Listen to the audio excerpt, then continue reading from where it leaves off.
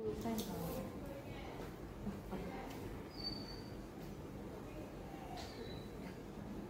Assalamualaikum warahmatullahi wabarakatuh. Halo kawan-kawan semua, khususnya Sobat Penggerak. Perkenalkan, saya Istingana, calon guru penggerak angkatan 10 dari Kabupaten Tegal.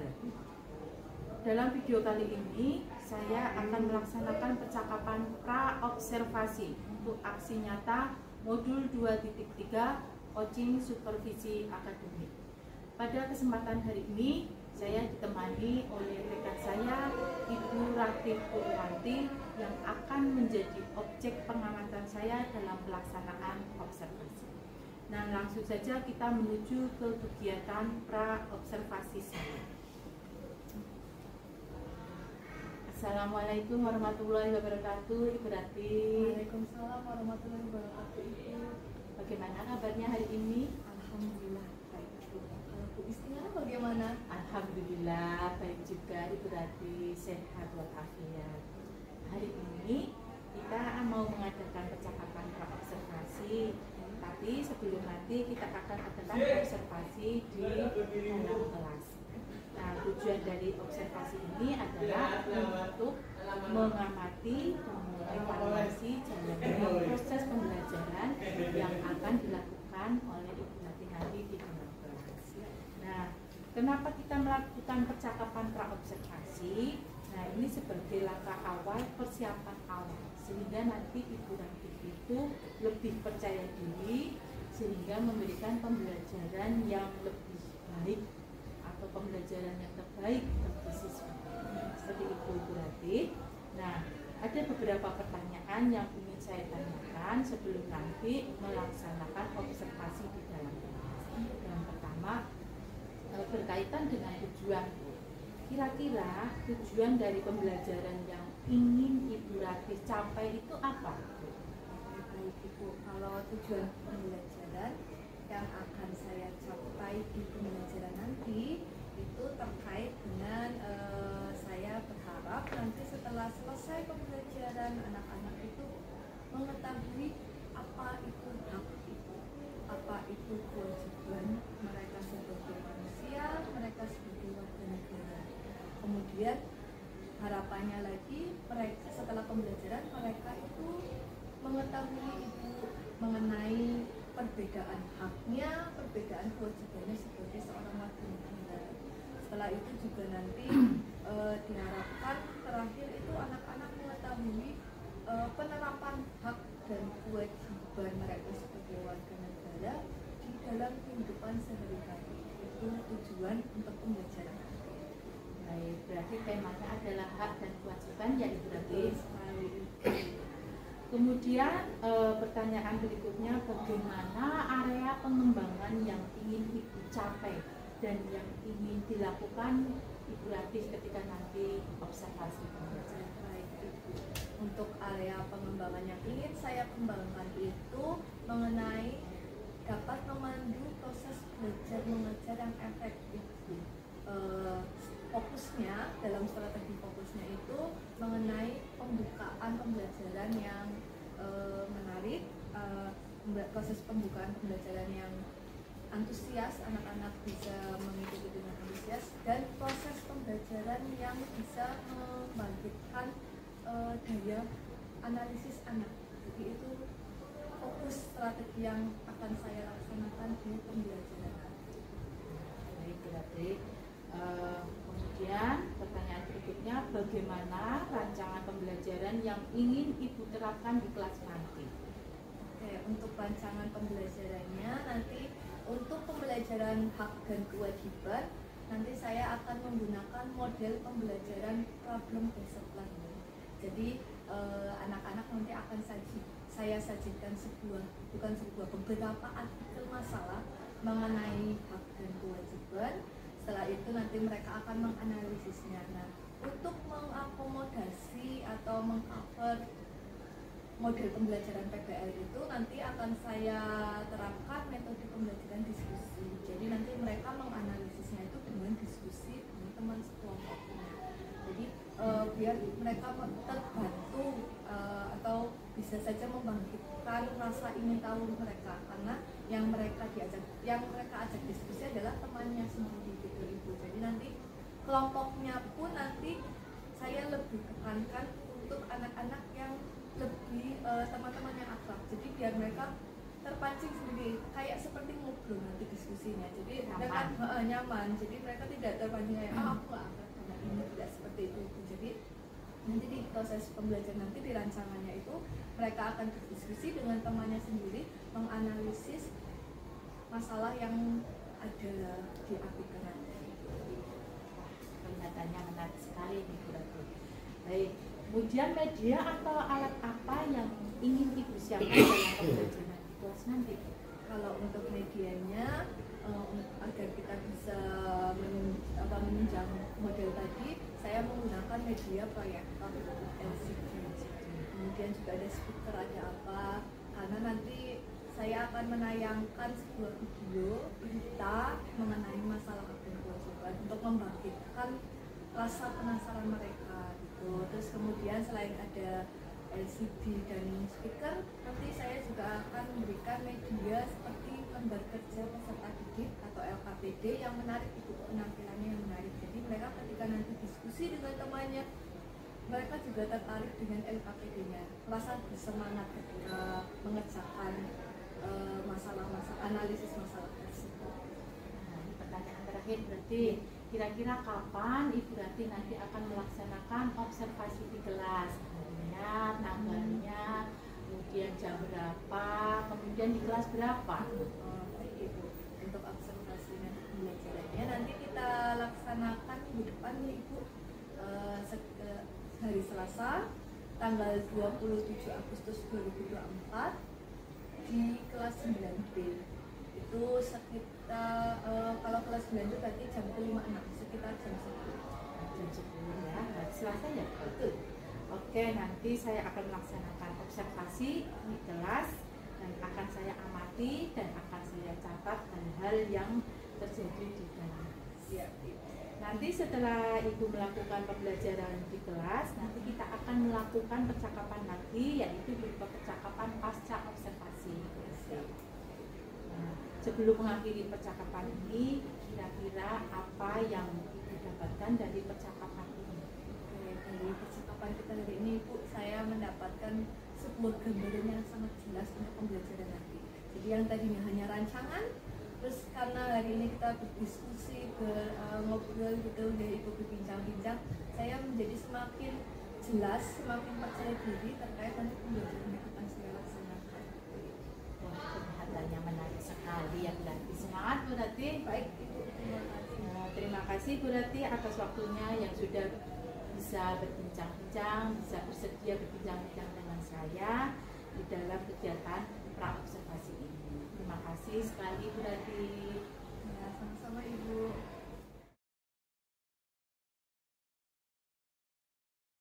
Ya, assalamualaikum warahmatullahi wabarakatuh. Waalaikumsalam warahmatullahi wabarakatuh. Selamat siang anak-anak. Siang. Gimana kabar kalian hari ini? Baik. Alhamdulillah, benar ya, benar baik. Oke, sebelum kita mulai pembelajaran hari ini, coba cek dulu bahwa lantainya, di kolongnya itu ada sampah.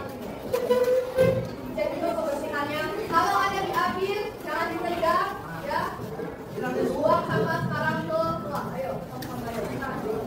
Itu yang di bawahnya ada buku diambil Mas, itu buku dampingnya siapa itu? Kalau yang tidak ada sampahnya, coba cek pakaiannya apakah sudah rapi, dasinya, pakaiannya sudah masuk semuanya? Wah. Oke.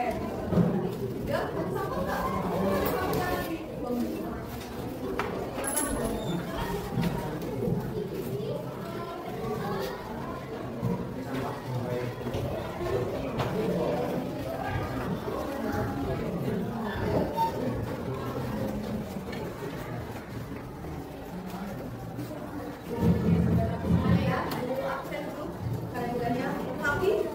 Kenapa kaki? Tidak ada keterangan ya. Adi, Messi, Haikal, kenapa?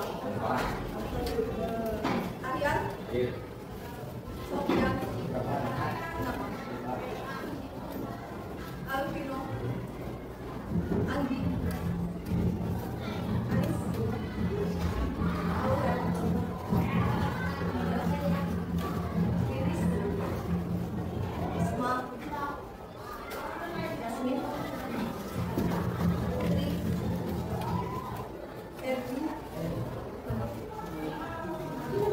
Alfa, Ilza, Arga, Awal, Ham, Gila, dan Sarek, Tambah, Osis, Ilham,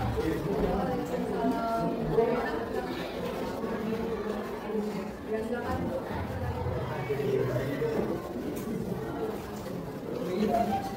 Ilham, Nabila, Arifah,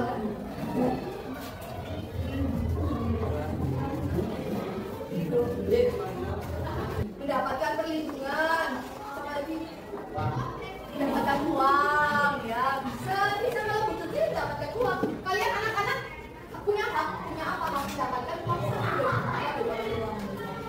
Selain itu apa lagi hak yang paling utama sebagai manusia? Apa?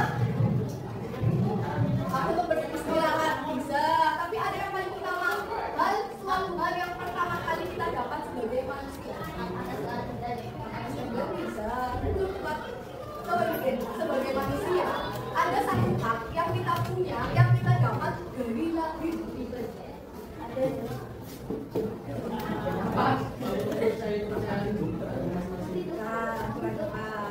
masa tiba-tiba kita lahir kita dapat hak udah? Hak pertama kali kita lahir itu kita harus punya hak. Kita harus dapatkan hak untuk hidup. Ya, itu adalah hak yang utama yang harus kita dapat. Kalau kita nggak dapat hak hidup, gimana kita dapat hak mendapatkan uang, hak bekerja, hak beragama, hak mendapatkan makanan? Ya, yang paling utama adalah hak. Jadi hak itu adalah semua hal yang harus kita terima sebagai manusia. Selanjutnya kewajiban. Kalau kewajiban berasal dari kata wajib atau harus dilakukan. Menurut Kamus Besar Bahasa Indonesia disebutkan bahwa kewajiban adalah sesuatu yang harus dilaksanakan. Kalau dikaitkan dengan norma, maka kewajiban yang harus dilaksanakan sesuai dalam kebalikan dari kewajiban adalah yang harus kita lakukan, yang harus kita lakukan. Kalau kamu tidak dapat hal ini, berarti kamu harus lakukan apapun itu. Kalau tidak dapat ngapain? Kamu hormati hak hidup orang lain. Itu wajib. Kamu dengan enaknya aku dengan hidup, gak boleh ada yang membunuh aku. Kamu bunuh orang lain. Berarti kamu gak melaksanakan kewajiban itu cuma satu, menghormati kehidupan orang lain, orang lain. Ya, kalau misalkan tidak dapat hak. Jadi kebalikan dari semua hak kewajiban yang harus kita lakukan. Bisa dipahami sampai situ aja. Ya, bisa dipahami ya. Bisa apa itu hak ya? Apa ya berdengar sampai sini ya? Hak apa ya tadi ya? Sesuatu yang diperoleh, betul. Kalau kewajiban yang harus dilakukan. Kalau akhir belajar atau bekerja? Belajar. Kewajibannya apa? Belajar. Haknya akhir sebagai pelajar apa? Kalau tadi kewajibannya harus dilakukan belajar. Haknya kamu apa sebagai seorang belajar?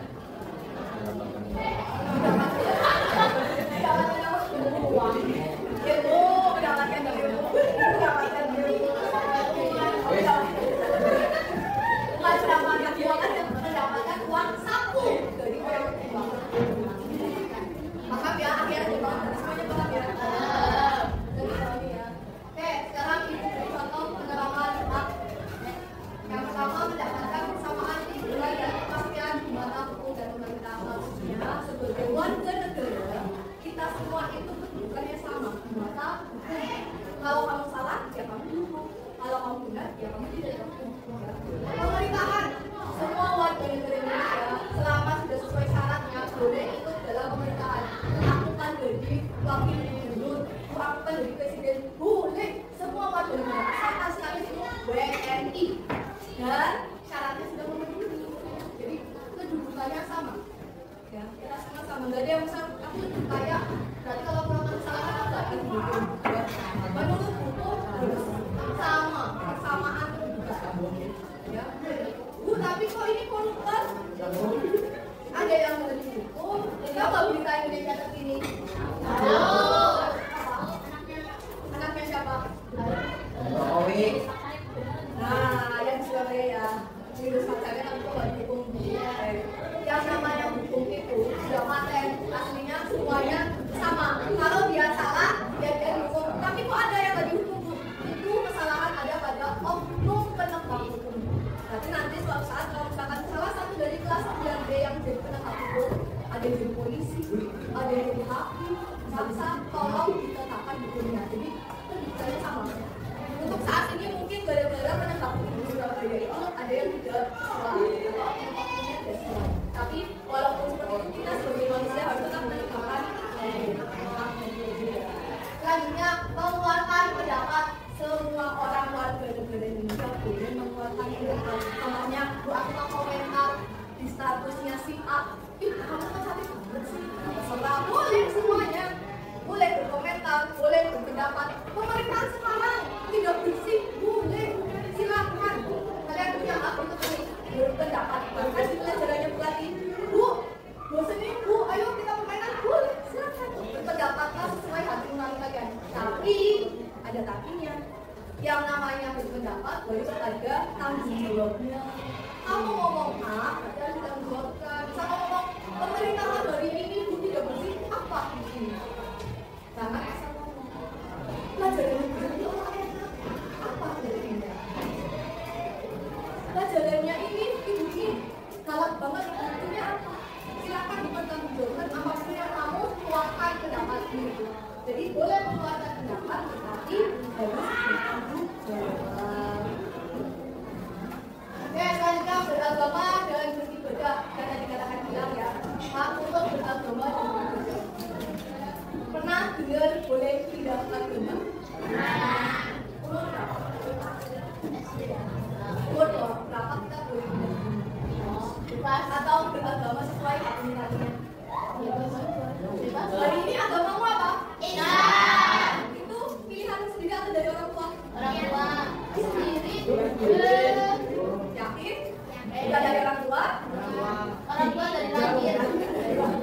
Oke, ini kalau sudah bukan maksud berarti untuk pengajaran kalian tidak agama. Tapi maksudnya berarti sebagai warga negara Indonesia, kalian boleh mengikuti agama sesuai aturan kalian. Di umur berapa? 21 atau 17 tahun nanti. Kalau hari ini misal agamamu Kristen karena ibu Kristen, di umur 17 tahun ternyata kamu punya pendapat sendiri dan bukan sendiri. Aku ini bisa Islam. Tapi nanti tubuh kamu dewasa. Bukan sekarang. Kalau sekarang harus sesuai orang tua.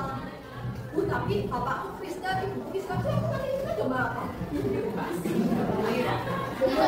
Anak di bawah umur itu belum ditentukan. Silahkan mau ikut ibunya dulu boleh, ikut bapaknya dulu. Tapi nanti ketika 17 tahun kamu harus menentukan. Kalau memang di dalam keluargamu ada dua agama ya, harus ditentukan kamu ikut mana sesuai hati nurani.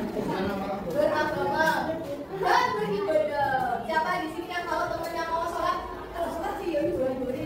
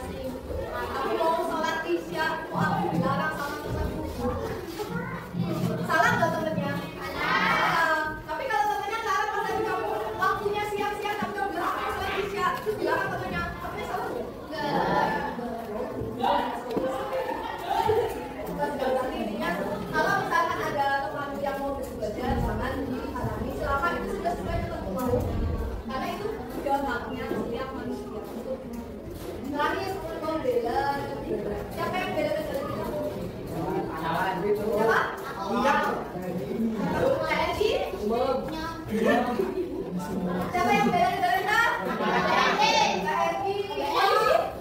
Enggak. Polisi enggak? Enggak. Kita rakyat biasa membela negara enggak? Iya. Dengan cara apa? Benar, apa lagi? Bayar pajak. Bayar pajak. Udah bayar pajak?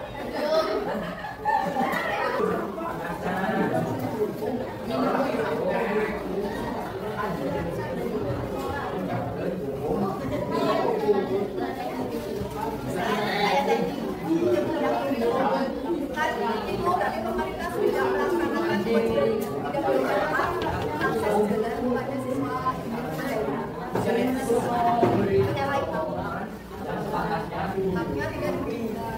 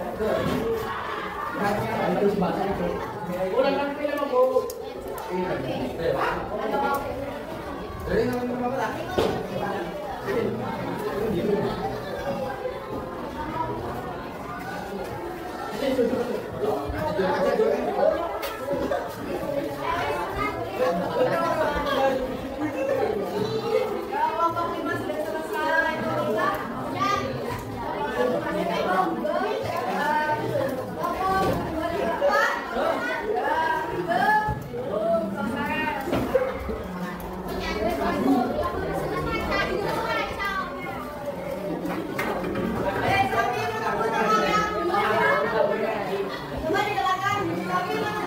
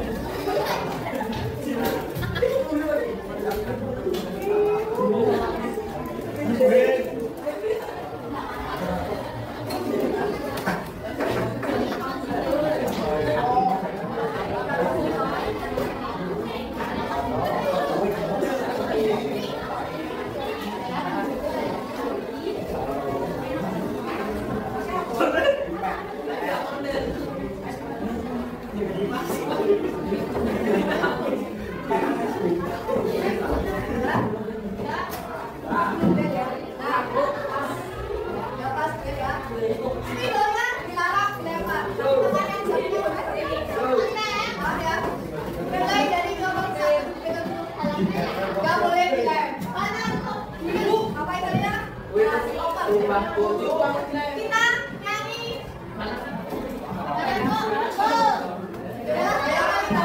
Balon dua dan lima ya. Oke. Ya bang. Yuk kalau kamu siap-siap. 1, 2, 3. Baru ada kita. Silakan kita nyanyi. Rupa-rupa warnanya. Kuning kelabu.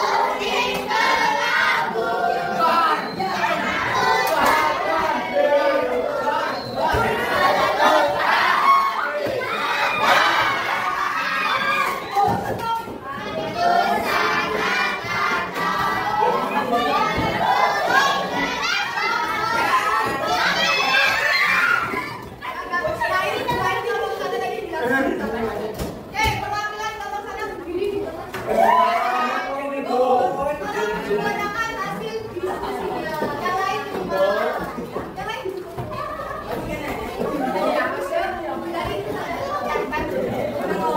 coba yang lain diam. Hargai hak orang lain untuk berpendapat. Tadi yang perempuan menghargai hak orang lain untuk berpendapat, tapi yang lainnya mendengarkan. Ya, oke, lanjut. Bolos sekolah. Oke, terus 20 pelajar di Tasik main oh, belajar belajar main basket. Oke, terus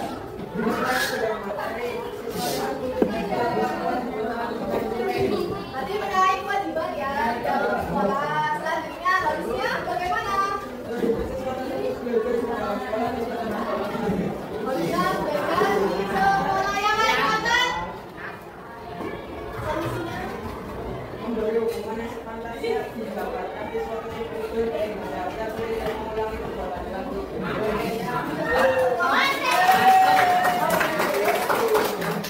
ada yang mau tanya tentang kelompok 5? Mungkin aku lagi bingung sama solusinya. Harusnya solusinya seperti ini. Ada yang mau menambah? Setuju sama kelompok 5? Setuju semuanya? Oke, satu saja yang presentasi ya. Mana waktunya sudah jadi. Oke, sekarang lihat ke depan lagi. Nanti dikumpulkan tugasnya. Oke, Pak Flexi. Menurut kalian bagaimana pembelajaran ini?